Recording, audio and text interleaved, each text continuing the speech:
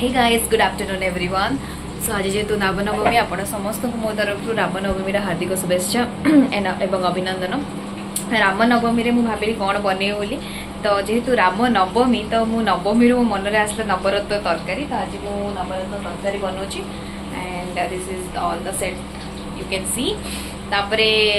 भावुची टिके अरुआ भात बनईदेवी। तापरे मो माँ तांकर कौन पिठो पिठो भावुं करेंगे बोली से हिसाब से रोसे मो हिसाब से मो रोसे कर सारा आज केमती कौन मो रामनवमी पालुची। सो मुझे सेयार करमती मो सहित कनेक्ट था एंड जदि भी मो चैनल को सेयार सब्सक्राइब करना तो सब्सक्राइब करने Shilpa's good life channel and definitely like और शेयर भी करेंगे जहाँफल कि मोर भी इच्छा हम कि आपण भल भल इंटरेस्टिंग वीडियो नहीं आसापी। Thank you so much for watching my videos. Navratan batter देदेबा नड़िया बेटर नड़िया काजू मगज ये सबूर बेटर यही सब पकईकि यदि आप तरकारीटा करेंगे तरकारीटा आपंकर टेस्टी यम्मी डेलीशियस हम जहाँफल कि जो मानक भेजिज वाला तरकारी खायापी भी इच्छा हो से प्रणाली बनइबे डेफिनेटली भल लगे कहीं मुझे तो बेस भेजिज खाएनि कि मुझे बनइले मत भल लगे एंड मुझे आराम से प्लेट पूरा चक चक कर सफा करके तरकारी खाईदे। तो this is the thing. God एत गरम हो भगवान खरा दिन अवस्था पूरा बार बार चलती। एनीवेज मैं 5 ରୁ 6 ग्लास खाली पानी पीऊँगी रोसे कर पानी पीऊँगी।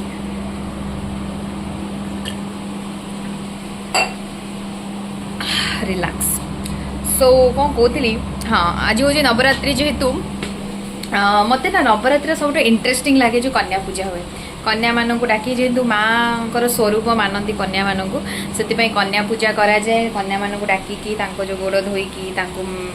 माँ को जमी आम पूजा करूँ जी विधि रही कन्या मानक भी सेमती कराए तो सब बेस्ट लगे आ सबुठ मुझे जानी से इम्पोर्टाट इन द सेन्स कि जेहेतु आम माँ को जो मैंने मानती तो ये पूजा करवा डेफिनेटली माने अष्टमी और नवमी को ही श्रेष्ठ दिन मानती से पूजा करती। बट सब हाँ इम्पोर्टाट वन कि आम जब भी कन्या पूजा करुचे तो कन्या मान को सिक्का दबा आउ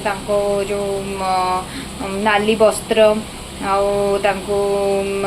फल फूल चॉकलेट्स आ मिठाई जिनस एगुड़ा ही बेसिकली दि जाए कहीं माँ को भल लगे आ माँ चाहती कि माने कन्या मान को से समय ये जिनस प्रदान करने कथा है माँ प्रसन्न हुई। तो एमती ही किसी विधि थाए मत भल लगे कहीं मुझे जो छोट थी मुझे जाए तो मत सिक्का मिले और बहुत सारा भल भल क्यू जिनस मिले जोटा कि मो सांग मान सहित सेयार करे एंड मो घरे जेहेतु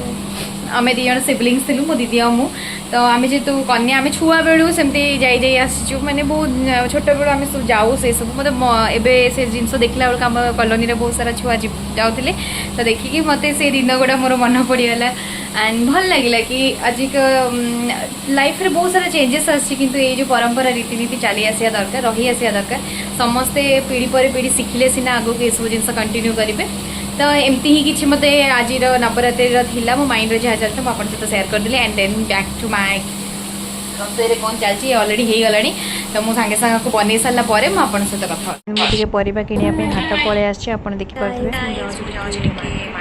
कहीं काली जेहतु सुदर्श व्रत अच्छे तो मो माँ कौन सब व्रत कौन फलमूल सब आनियार अच्छे तो से मत लिस्ट गोटे लंबा लिस्ट दे देती एंड मुझे मार्केट कर मार्केटिंग कर सारापर मो फ्रेंड भी आसी मतलब देखा करार अच्छे बहुत जिनस अच्छे मो सहित कनेक्ट होता आगे कौन कौन हो जापर। सो हे गाइस मुझे मो फ्रेंड पाखक एंड देन से लाज कर कैमेरा आगे आसपाई तो एंड देन एनीवेज मुझे मेहंदी लगे दूसरी मेहंदी लगे सारापर केमती मेहंदी होती गोटे भल व्यूजटा साइड छाड़देवी आप देखिपारे what is this this is not fair. तो हे गाइस राति हो गलानी मोर ऑलमोस्ट डिनर भी कंप्लीट हो आसलानी तो डिनर कर सारापर मुझे शोबी कहीं काली सकाଳେ तो स्कूल छुट्टी अच्छी छुआ मानकर किंतु